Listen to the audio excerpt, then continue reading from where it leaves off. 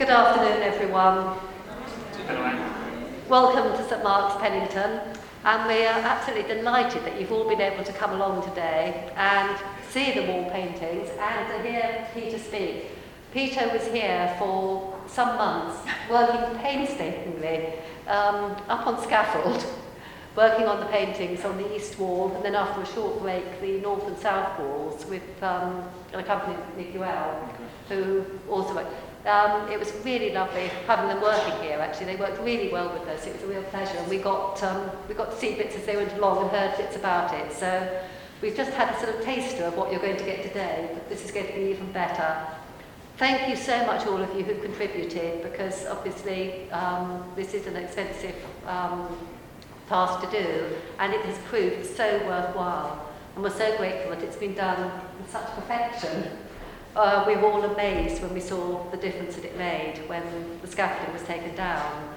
And it's just so worthwhile for generations to come. So you're in for a real treat today. Peter will talk to us, and then we will have a break for refreshments and the draw. And then after the break, Peter will be very happy to answer questions. So if things come to mind as you're watching and listening to him, do hold them in your head so that you can ask him afterwards. He has the answer to everything. So thank you all for coming. It's great to see you, and I'll hand over to Peter. Thank you. Thank you. Good afternoon. Can you all hear me okay? Okay, that's good. A little bit louder. Is that better? If my voice tails off, then just tell me and I'll speak up again. Okay, thank you. So thank you, Anne, and indeed the whole parish for inviting me here today to speak about the work that I carried out with my colleague Miguel in November and December of last year and January and February of this year. Particularly grateful to Miguel because I couldn't have done the work without his assistance. So to begin the talk, I gave a talk before the work was carried out, I think possibly a couple of years ago. So I will be covering a little bit of that information in this talk today, but not much. So as a consequence, there might be some historical information that I don't give over in this talk. So you may have some questions about that, and in that case I'm happy to answer them. I have got both the reports that I wrote, the report before I carried out the work, and the report that I wrote after the report with me. So even if I can't remember in my head what I found out, I should be able to find out on the piece of paper that it's written on. Okay. So my name's Peter Martindale. I'm a conservator of primarily wall paintings, but I do work on stone and paintings on canvas. I'm based near Salisbury. I live actually in between Salisbury and Shaftesbury. I carried out my training at Canterbury Cathedral Wall Paintings Workshop between 1985 and 1988. And then in the early 2000s, I set up my own company, Peter Martindale Conservation, and work on projects on my own, on projects with colleagues, as here at Pennington, and also I assist other colleagues on projects too. So that's how I sort of get by on an annual basis. So the reasons why I like your church, and the reasons for my being enthused about working in this particular church, summed up in this list entry, National Heritage List for England. This building is highly representative of the Gothic Revival's provision of a seemly yet economical place of worship, executed in polychrome brick in a manner influenced by William Butterfield. We can see the polychrome brick around us, and it is quite a modest building.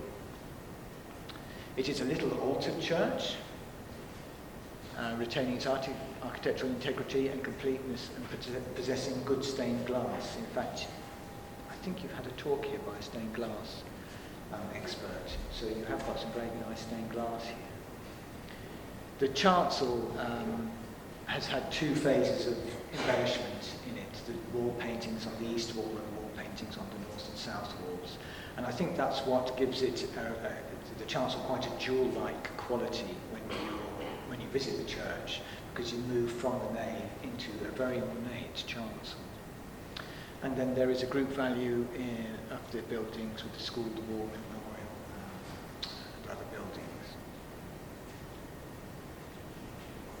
So we can see it actually. But anyway, here is a slide showing the wall paintings after conservation, so the scaffold's just come down. And the wall paintings on the other side of the chancel after the scaffolding has come down. The wall paintings differ in date and are quite different in style. So the east wall paintings are by Nathaniel Westlake, and they date from 1904. And their style has been described, and I see no reason why this isn't absolutely apt description as early Renaissance.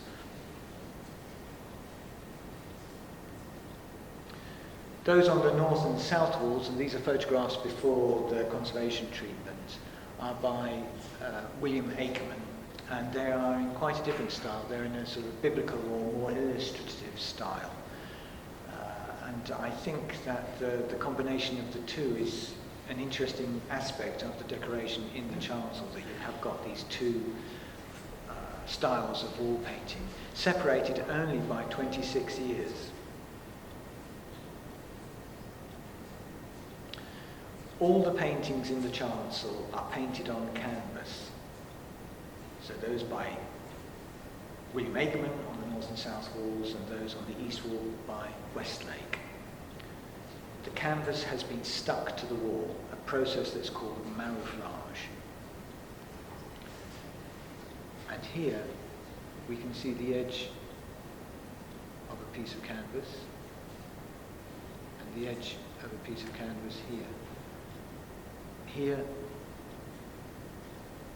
are tacks that are actually holding the canvas in position whilst the adhesive dries. So they would, when they're wanting to adhere the canvas to the walls, they would put adhesive on the walls, offer those pieces of canvas up into position, and then to stop them sliding down whilst the adhesive actually cures, then these tacks, just ordinary metal tacks, are knocked into the wall. So that goes for both paintings by Akerman and by Westlake. This slide shows the paintings on the east wall before conservation and after conservation.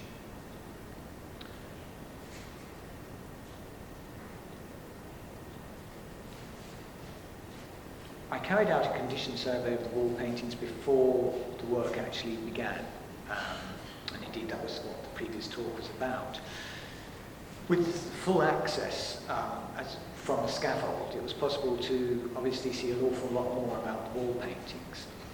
And because I have an ultraviolet light, I was able to look at the paint surface in ultraviolet light, which is a very good light for showing up surface phenomena. So varnish layers and retouching. Here we're looking at the robe of the Virgin in these two shots. This shot shows the robe as it is in normal light, in the light we are here today. And this is in ultraviolet light. These dark passages are areas of repainting, which indicates that there's been, quite obviously really, because of what's actually happened to the paintings over time and the amount of damage that has occurred to them, that they have been retouched or indeed repainted.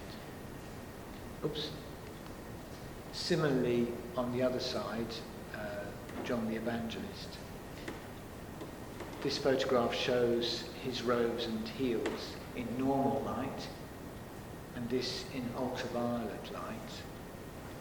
So an area of repainting here becomes very apparent in ultraviolet light, and damages that have been retouched in the roving become very apparent here in UV light, damage there again in UV light. So when we began the work, I was surprised how much retouching had been carried out. I hadn't been before starting the work. I wasn't as aware of the amount of retouching. But that's part and parcel of the game, really, that I'm in, so it's not a complaint. There was an area of significant damage. So here we're looking at the south jamb of the east window.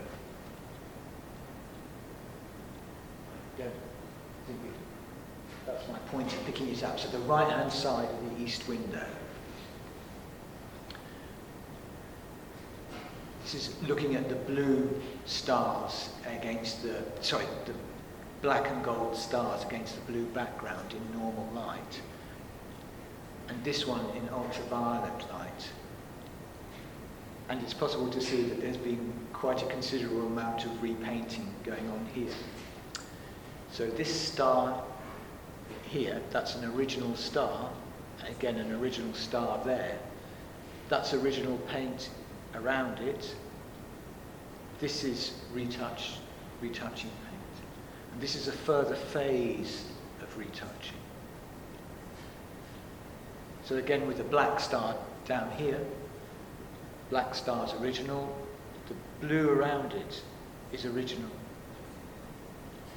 But this is all repainted. You can see it once your eyes get used to once you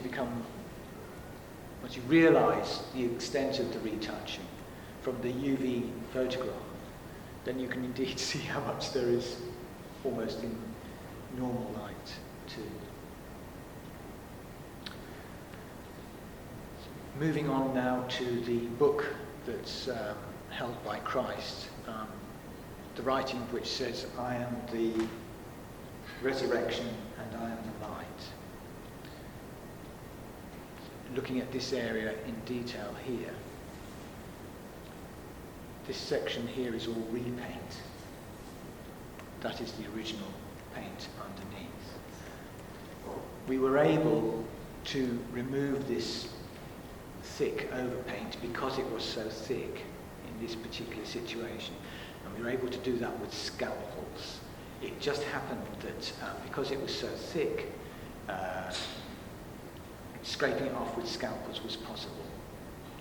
In a sense, you can't necessarily always do that, it just depends on the situation, and this situation enabled us to do that. And then the reason for the damage to the wall paintings, there had been a lot of liquid moisture ingression, so liquid moisture, water had penetrated the building fabric, especially the right-hand side of the wall painting, so around the heels and robes of John the Baptist and the right-hand reveal or right-hand jamb of the east window. That's where the main amount of damage was. And it was quite interesting when the scaffold was put in and we were able to get to the very top window, which you can see at the top there. And we noticed that ivy had in fact been coming in through that window and growing quite happily in the church. So that's the window there, and this is the ivy here. So I thought about putting a slide up showing the exterior east wall of the church, and maybe say something along the lines of, and I expect this east wall was covered in ivy. Well, I thought that's not a good idea, because possibly it wasn't. Possibly there was just one ivy plant growing there and just coming up along the side. But anyway, you might like to try to picture what the church, the east end of the church, would have looked like in, shall we say, the 1970s, when so much moisture was able to get into the building. This greenish looking material is on the outside of the piece of glass, and although it looks rather unsightly, it isn't a major issue with the church. So I'm now going to talk you through work that was done just in one particular aspect, one particular zone of the wall painting that was quite heavily damaged. So we're going again to John the Evangelist. This slide shows that before treatment. The liquid moisture that had come through the building fabric had especially caused the pointing between the bricks, because underneath the canvas you've got the brick fabric of the church, as you've got here. And that had soluble salt especially moved into that area. And soluble salts, when they crystallize and then become soluble again, so going through cycles of being liquid and then dry, they expand. And when they do that, they exert a pushing force, which causes these ridges to form in the canvas. And in places, the forces have been so great that they've actually blown pieces of canvas off. It almost as if somebody in slow motion was firing a bullet from behind the painting, and it's just burst it open. Very, very slow operation over many years.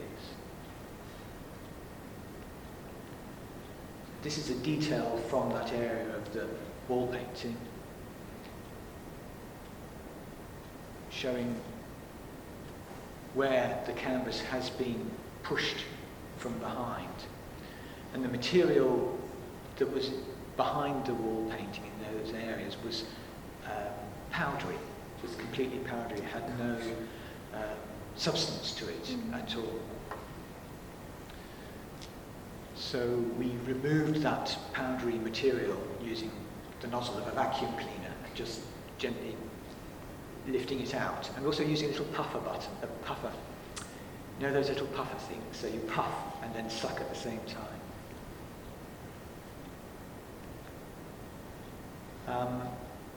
And in order to re-adhere these areas of detached canvas, I needed a scaffold that was braced, because I needed to use spring-loaded presses to actually exert a force against the wall. Not a huge force, but a little force.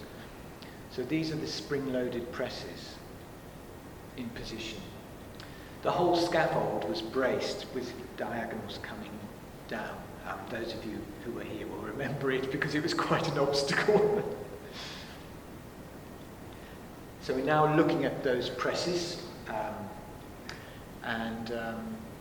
so each area that is treated, I inject the adhesive into the area that needs to be secured, where the canvas is detached, and where there are areas of lost material, so where I've sucked out that powdering material, then we filled that with lime mortar to build up the loss. And then the presses were left on overnight.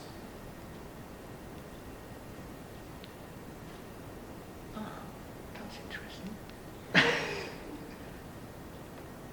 I've lost a slide. Okay. I was going to show you that I've lost a slide, which I might come across later. Sorry about that.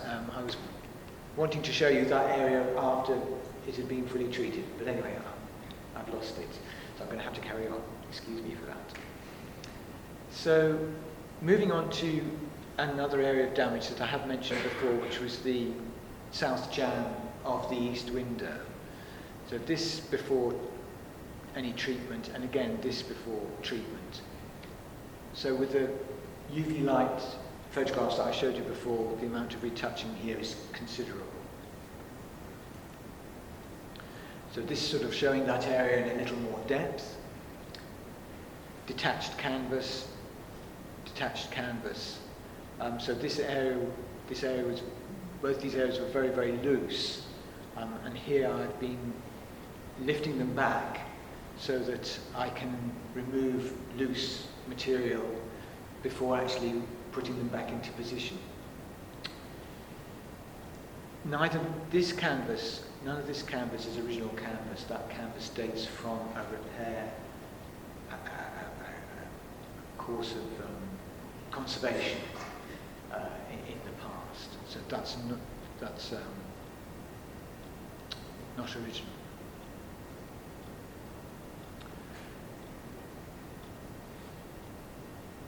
So similarly to St. John, the conservation, the securing of the detached canvas of St. John the Evangelist, again, I used presses to push back the detached areas.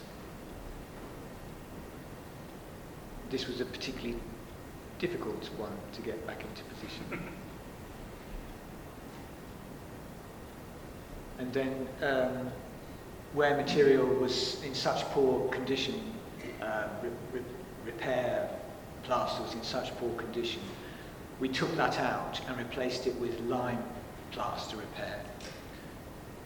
So this is where repair material from previous phases of treatment was removed and replaced with new lime plaster. And this shows that area after it has been secured and the retouching carried out.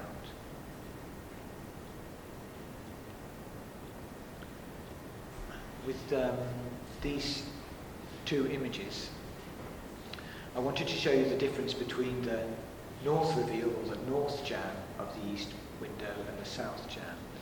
So this is the north jamb, which where the paint has been applied. This is the original paint has been applied directly onto the stone. But on the south jamb, we've actually got canvas on there. So this isn't the original scheme. And if I go back, looking at this area in this photograph, we can see that that repair canvas itself has become damaged with this slit here, and that canvas has been itself repaired with adhesive behind the canvas and then these tags. So that indicates to me, and I hope to all of you, that there have been at least two phases of treatment carried out to the wall paintings on the east wall. Quite possibly the first happened in the 1930s, when the paintings by William Aikman were put up, and the second, I don't know, maybe sometime post-World War II, 1950s, 1960s, something like that. And then moving to the fictive masonry pattern on the south side of the east wall. These two photographs show that area before conservation and the flaking paint. Some of these decorative elements within the fictive blockwork are original, these two are, but these have been retouched. And then the same area after we'd secured the paint flaking. And indeed here after the retouching.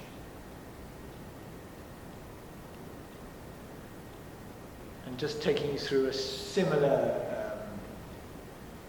work that was carried out this time on the south jamb of the east window. So here some paint flaking. So this is paint directly on the stone. There's no canvas here, so this is original paint. And this photograph after the flakes of paint have been secured by injecting adhesive behind the flakes of paint. And then the same area after it's been retouched. And here's my colleague Miguel carrying out the retouch.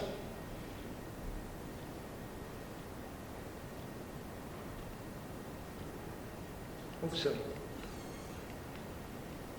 So I'd now like to move on to the cleaning of the paintings, which was quite a I was going to say quite a substantial part of the work, but that's not true actually. It was a significant part of the work, but possibly the most substantial part of the work was securing areas of detached paint flaking.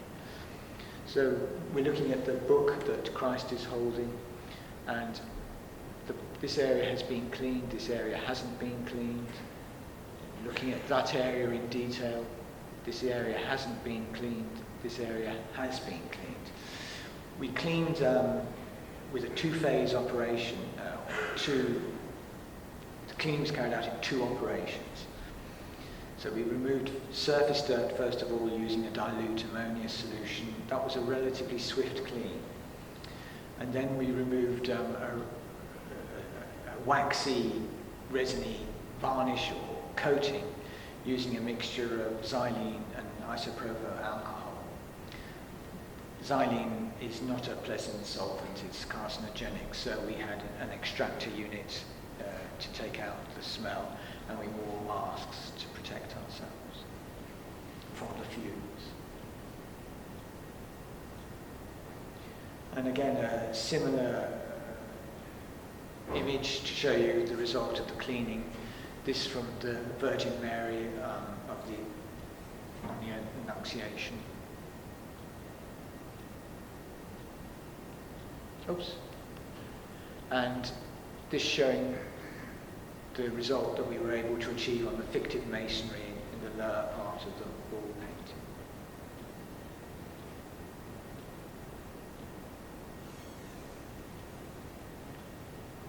Another aspect of the work that, when I carried out the condition survey, that I suggested might be worth doing, and I'm delighted that the parish were pleased to commission this aspect of the work, was cleaning the stonework of the east window.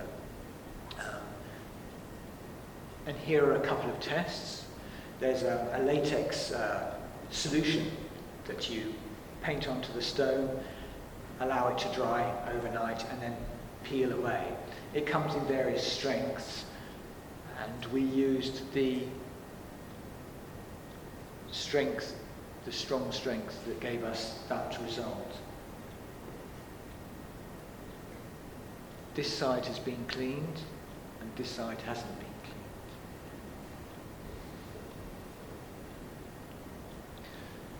So that's what I've got to say for the paintings on the east wall. Now I'm moving on to the north and south walls. So these paintings by William Acorn, again painted on canvas, stuck to the wall. This shows the wall painting, the north side, St. Paul addressing the Athenians before conservation. And this after conservation. I couldn't get a good shot from the same position as that one, because when I put the surface coating on, my flash shone directly back at me. So that was the best I could get. On the other wall, the Nativity before conservation and after conservation. Again, I had to take it at an angle to get a reasonable shot. They probably don't express the difference that was possible, but I hope these other slides will. Again, having the UV light, it was possible to see the amount of retouching that had been carried out on the north and south walls. And again, I was surprised how much retouching had been carried out. So here we're looking at the dress of the Virgin in normal light and in UV light. These dark areas here are all retouching or repainting, and this shadow area here is again repainting. You can see it there, but this is less obvious in normal light. Moving to the north wall, and this is a detail of one of the figures, normal light, or what we would look at it in if we were looking at it now, and in UV light. And again, showing the retouching. So this shoulder, that's all repaint. And there's repaint through here, which you don't really pick out, and indeed repaint through here. This was these two figures who are heads close together talking to each other. At first glance, they do not look as if they've been retouched at all or repainted at all, and it was really quite surprising to see how much they have been repainted.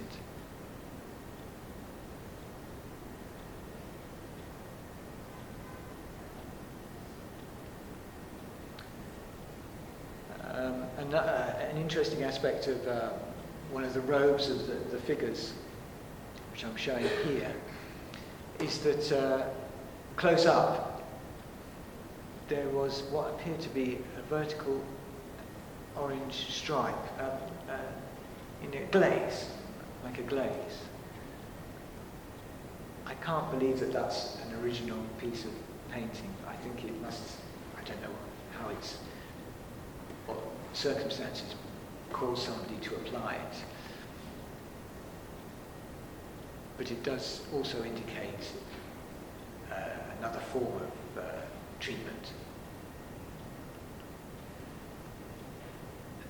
So if I can just go back. So looking at this area in detail here, and this is a detail of that.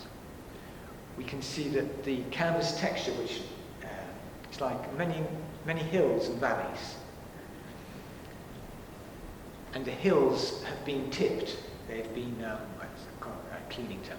They've been over-cleaned, so the paint has been removed from the tops of the hills, but it remains in the valleys. This suggests to me that the painting has been, an attempt has been made at cleaning the painting using an approach that wasn't good, and wasn't a good approach. And thinking about what has happened to the paintings on the north and south walls by William Aikman, I just wonder that possibly over the decades, little treatments have been carried out in some areas, possibly as a result of drops of paint or little damages that happened when aspects of the interior were redecorated. So suddenly there was a need to cover up some minor damage. And so I think that my feeling is there might have been one concerted effort on the paintings on the north and south walls, but there have been other smaller, localized interventions too. Something, again, I didn't realize when I carried out the condition survey was that the wall painting on the south wall, so the Nativity, at the east end, there was quite a large area of detached canvas which we needed to secure. And we worked our way up that area of detached canvas. It was probably this wide at the top and maybe this wide at the bottom, and extended about 2/3 of the height of that painting. To secure the areas of canvas, treatment similar to that on the east wall, so we injected lime, slurry, with some conservation grade acrylic behind the detached canvas, and then using the presses that I'd shown you before, secured areas one at a time. So we worked from the bottom up, each day doing a little more. We could only do a certain amount at a time, because otherwise you just have the adhesive coming out all over the place. You can only do a certain amount at a time.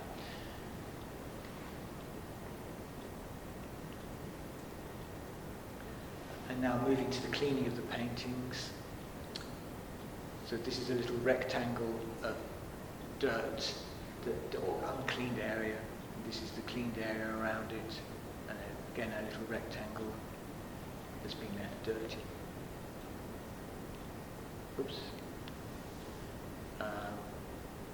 similarly, this rectangle has been cleaned, and around it, no cleaning. We're just looking at that in more depth. This area has been cleaned, the front area hasn't been cleaned. We used the same method as on the east wall, so removing surface dirt, first of all with a dilute ammonia solution, and then using the mixture of solvent, silene and isopropyl alcohol. And then this particular area of this figure wouldn't clean. We couldn't get a good result using the solvents that we were trying. So we tried other things, and one thing that did work was a glass fibre brush. Possibly some of you have seen them, they come in various thicknesses. And I have one of a thicker version of these glass fibre brushes, and if you make the bristles of the glass fibre quite long, you can stroke that brush over the surface of the paint, and it works as a very gentle, abrasive technique. So here, this grey deposit on the surface of the paint was actually reduced by gently brushing over with the glass fibre brush, so that it was more like a brushing, just gently working at it like that. So that brings me to the end of my talk. I'd like to say thank you very much to the parish for, and in particular Teresa Nivison, for the kind welcome that was given to Miguel and I, and indeed for arranging for the work to take place in the first place. We really enjoyed working here. It was a very, very memorable job. I'm particularly grateful to my colleague Miguel, because I couldn't do the work without him. So I'm very, very grateful to him. And I'm grateful to the architect Sarah Harlow, who came in with some very useful pointers towards the end of the project, and to the Church Buildings Council, who provided grant aid for the condition survey and grant aid towards the main work of conservation. And if you have any questions, I'm more than happy to answer them. And I think that's going to be after we've had a break.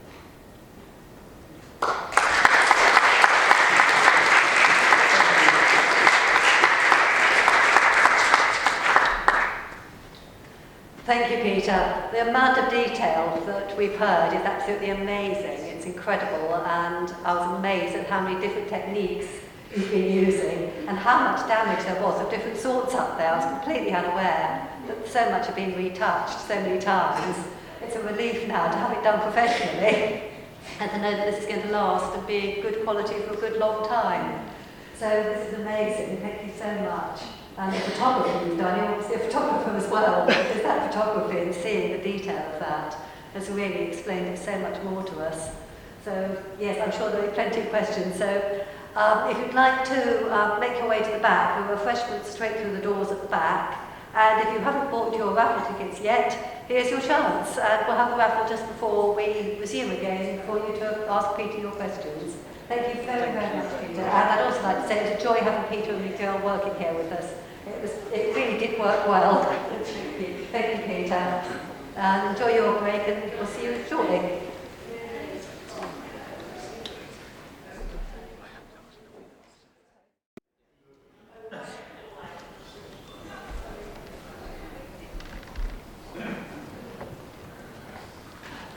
Fine. Great to see you all. Peter's now ready to take questions. I'll bring the microphone to you so that other people can hear what you're saying. So we'll start with Mary. What type of paint do you use on this? Because I've used it watercolours, so this is very different, isn't it? I hope you all heard that question. I was asked what kind of paints did we use for the retouching on your paintings here And we used artist's quality acrylic paint. We used artist quality acrylic paint because it's a very easy to use paint. It dries quite quickly. You can adjust the gloss or the sheen of the paint with mediums. There are gloss medium, satin medium, and matte medium.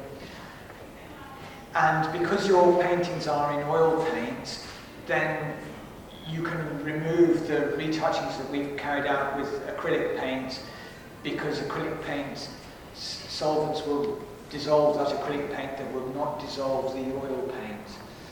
So that's why we use it on here. There's also, in other wall paintings, where the painting binding medium isn't as strong as it is here. This is oil paint, so it's quite a tough, relatively speaking, quite a tough paint. We do use watercolour because you don't, when there's an area of loss, you don't necessarily need to retouch that area so that it looks exactly like the original. All you need to do is to disguise it. And when you're working on a wall painting, you're not that close to the paint surface. You're generally 2-3 meters away at least, so the retouchings don't have to be invisible. Invisible retouchings are what would be carried out to a painting that you would view at close quarters. So if I work on a painting in my studio that's going to be hung on somebody's wall, then the retouchings are taken to a level where they are not perceptible unless you look really, really carefully with the aid of maybe a UV light.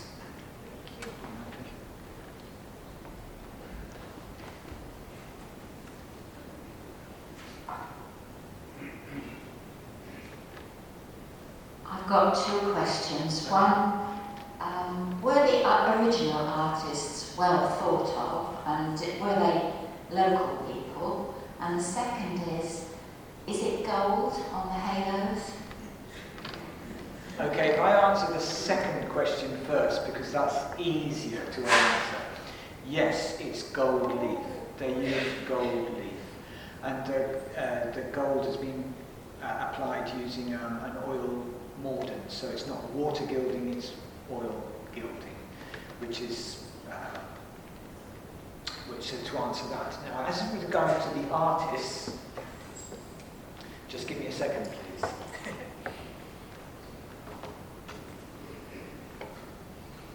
Nathaniel Westlake is well known.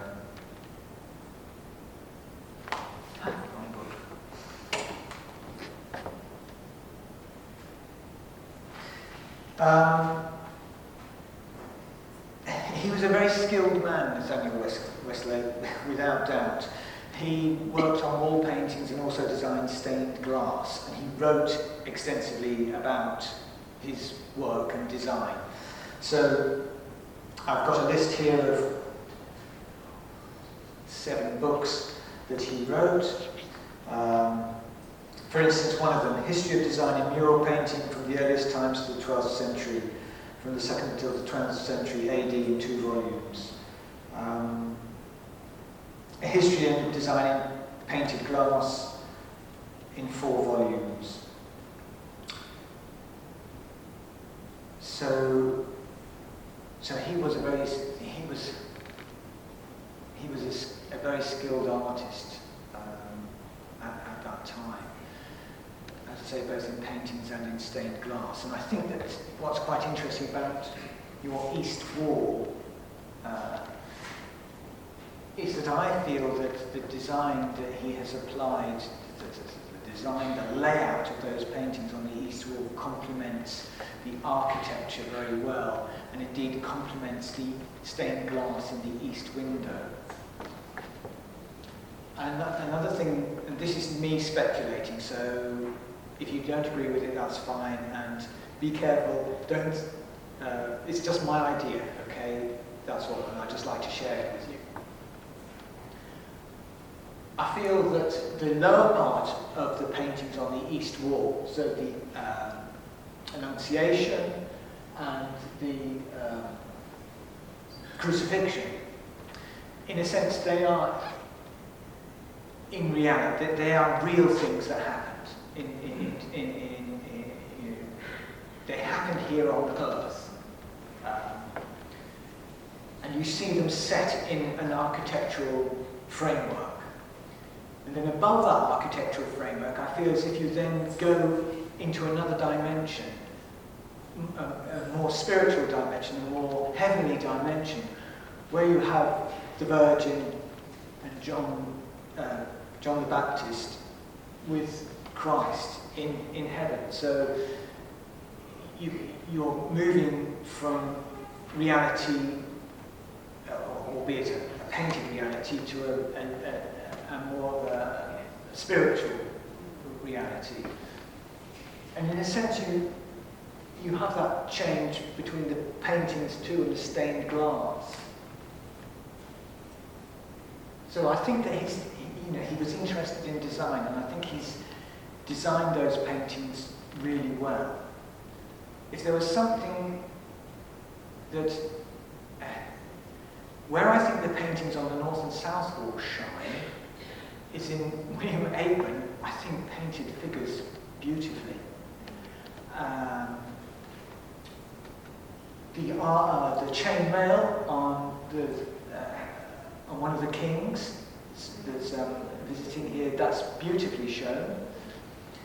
And there's, if you look at the figures on the north side, there's a woman seated on a wall with her back to a pillar.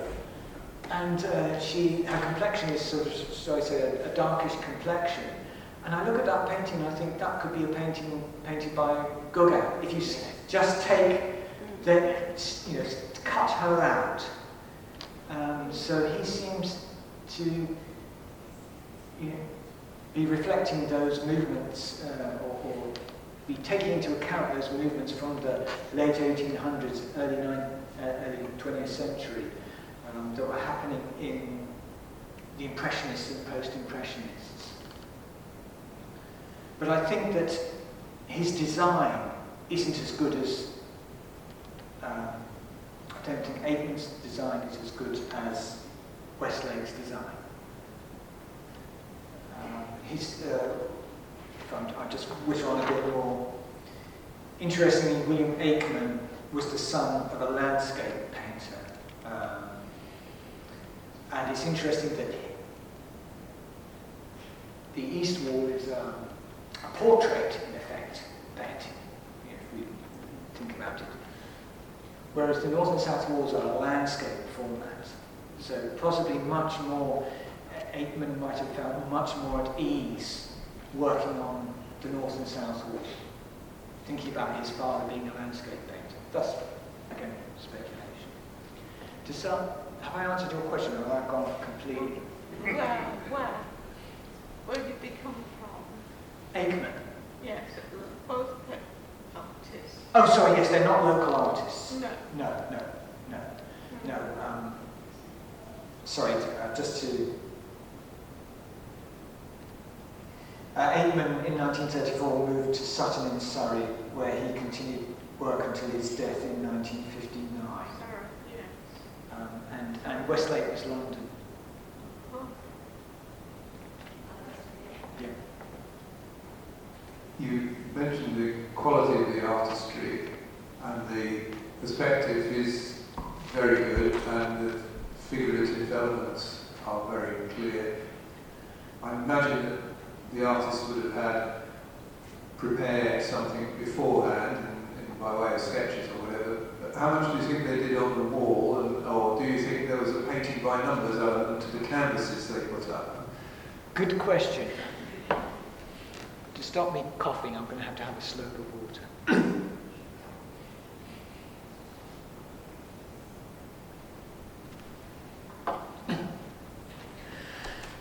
To try to answer that, I need to stand here. To try to answer that question, interestingly, the depiction of Mary and St. John coming away from the crucifixion, from the hill, I cleaned a similar depiction of that by Westlake is in the Church of the Sacred Heart in Hove. It's a very, almost an identical painting. So he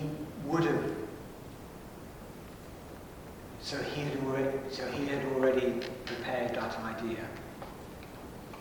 I think because he worked on this is Westlake now. I think because he was a stained glass artist, so he was familiar with how you not only depict a figure, but how you build the setting around that figure, in particular the architectural framework, as we can see on the paintings here.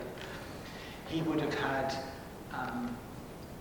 he would have known many examples not only that he drew himself, but he had seen other people draw too. And his style is in a Renaissance style, so he would have been familiar with existing Renaissance designs also. So he would have had quite a catalogue, shall we say, of images to draw, I think. Aikman, I'm not so sure about at all. I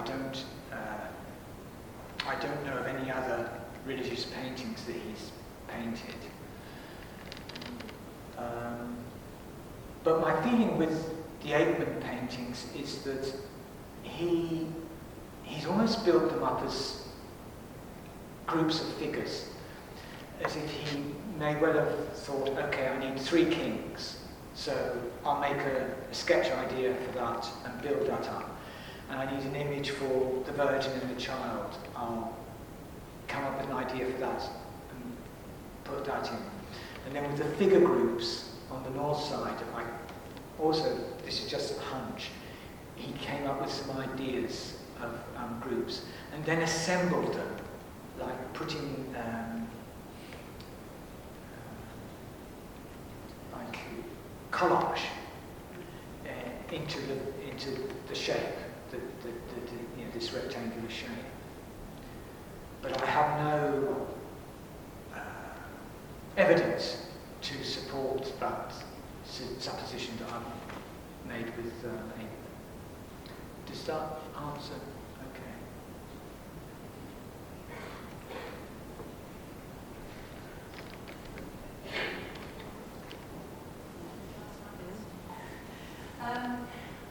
Is it quite common to find paintings on canvas in churches, and why did they choose canvas? Because of the damp and the mould and no heating? It's something that will not last forever. It was a popular technique in I've come across other instances where canvas has been used. When I worked at the Church of the Sacred Heart in Hove, there were paintings to the best of my memory, in a vault, and of figures, and the pieces of canvas for that were cut because you're wanting to feel a strange shape. So they were like that sort of shape.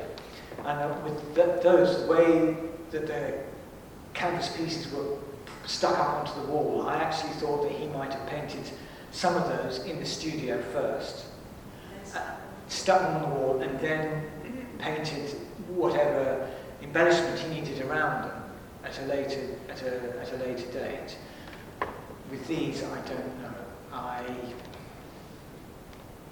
It was popular, was it, with the canvas and not doing murals like it was popular. It did gain a lot of ground. I mean, there are schemes that aren't on canvas stuck to the wall, but I mean, what an advantage. Sorry, just thinking off the top of my head now. He would have had both of them would have had quite an irregular surface to paint on. So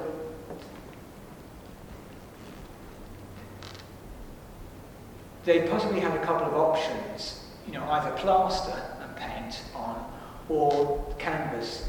And Westlake seemed to be quite happy using canvas, when I think about the other examples that I've worked on. So maybe he was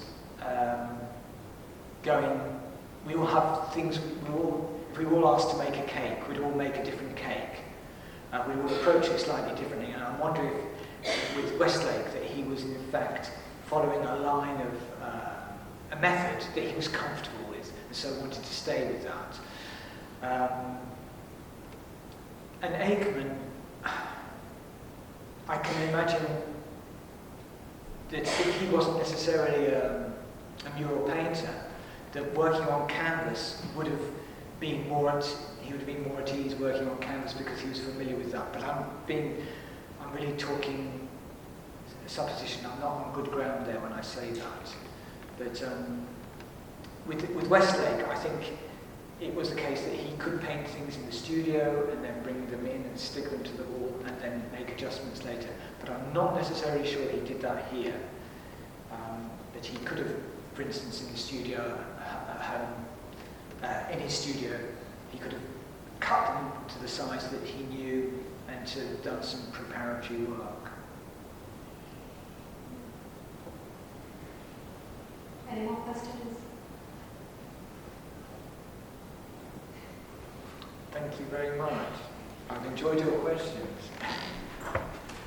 You've obviously all taken in an awful lot of information this afternoon, which we'll probably think of questions later, but I'd just like to thank you, Peter, for first of all for coming along and doing the work, because that was absolutely amazing, and then for coming back to explain it all to us this afternoon and illustrating it. That's been really marvellous, and obviously it's going to last now for generations. Indeed, yes. May it last for many, many generations. Yes, thank you very much indeed. And all the best for all the other work you do, all the other lucky people who are working with them. Thank you. Let's give Peter a round of applause. Thank you.